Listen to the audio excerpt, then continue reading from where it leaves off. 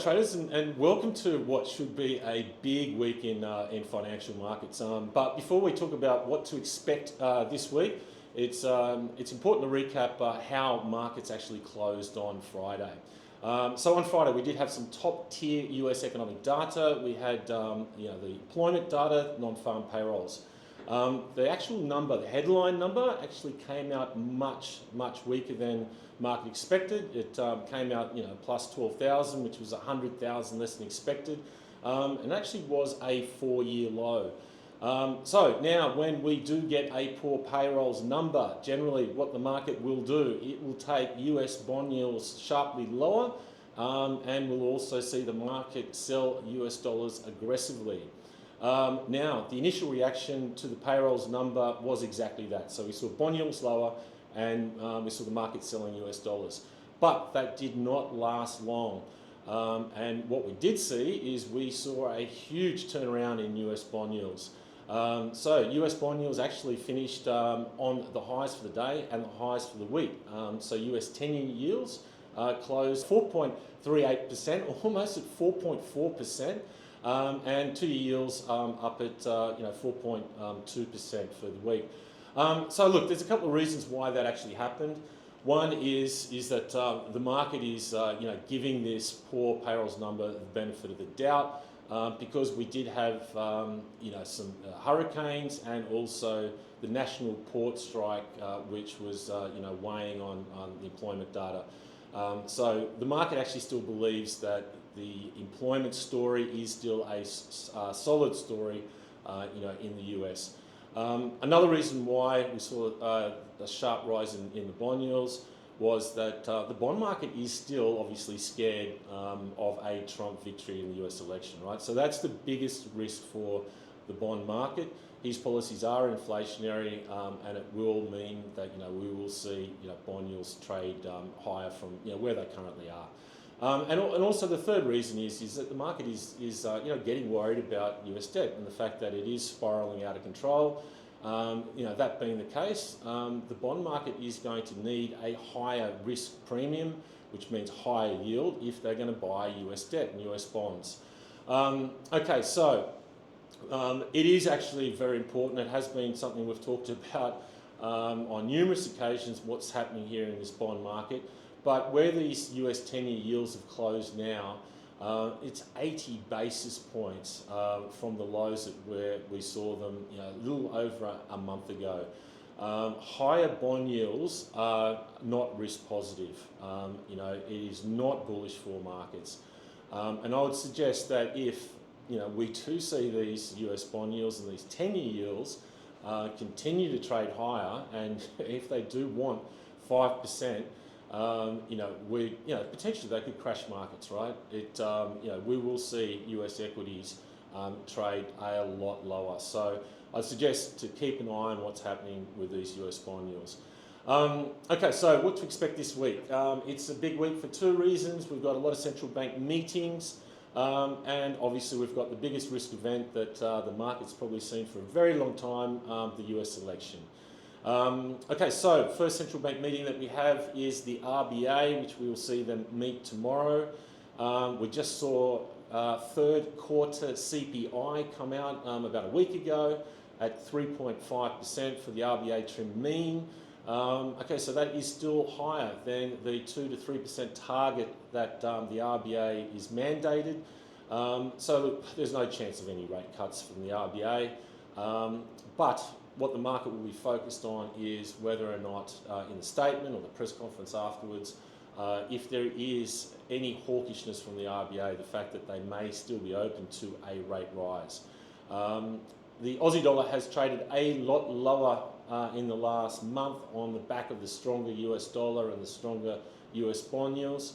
And it has struggled below 66 and around 66 cents. So obviously it needs all the help it can get, and if the RBA is slightly hawkish, maybe that will give the Aussie some support. But I would not expect any sort of big moves on the back of this RBA tomorrow.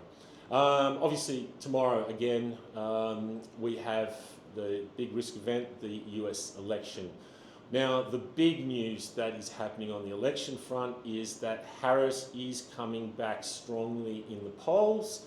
And not only is she coming back strongly in the polls, but she's coming back strongly in the betting markets as well.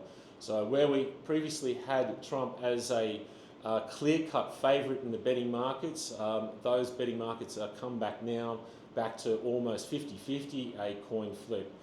So if we are to believe what is happening in the betting markets and the polls, and that the race now is certainly so close, then there is every chance that high probability that we will not know the election result on the day. And it's quite possible that we may not know the election result for a couple of days, and may not know it even this week. So as traders, this is an outcome that certainly you need to prepare for. And I wouldn't suggest putting on big Trump or Harris bets yet. It may be too early for that.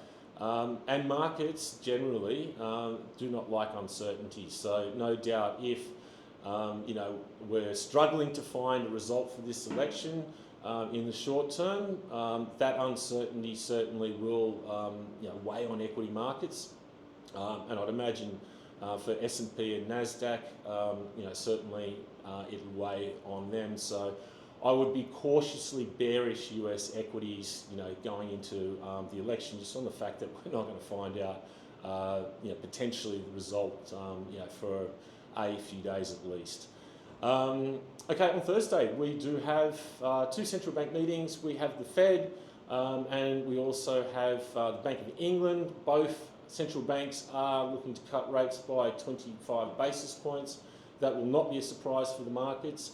Having two big central banks both cutting rates on the same day, generally it should be bullish for markets, right? Markets generally cheer rate cuts.